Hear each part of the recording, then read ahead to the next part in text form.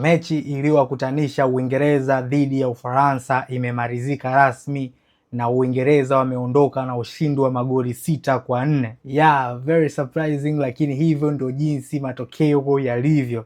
Kwenye kipindi cha kwanza ya game ilivyokuwa inaanza, nilikuwa nikiwaangalia sura za wachezaji wa Uingereza, ni kama walikuwa wanahitaji matokeo sana kwenye hii mechi kuliko sura za wachezaji wa Ufaransa zilivyokuwa zikionyesha.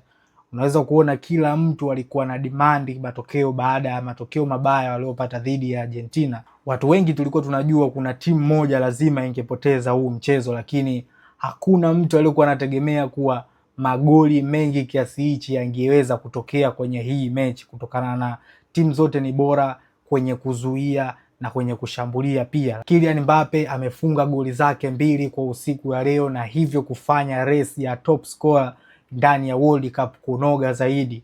Yuko mbele sasa kwa magoli 2, nyuma yake yuko Lionel Messi mwenye magoli 8 wakati yeye ana magoli 10.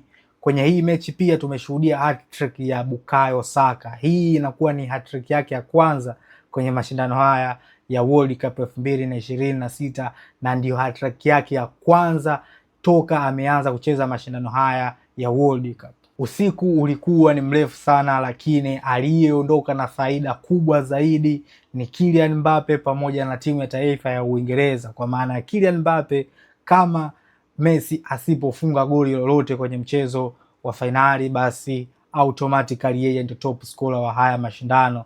Lakini timu ya taifa ya England imekuwa mshindi wa 3 rasmi kwenye mashindano haya ya FIFA World Cup 2026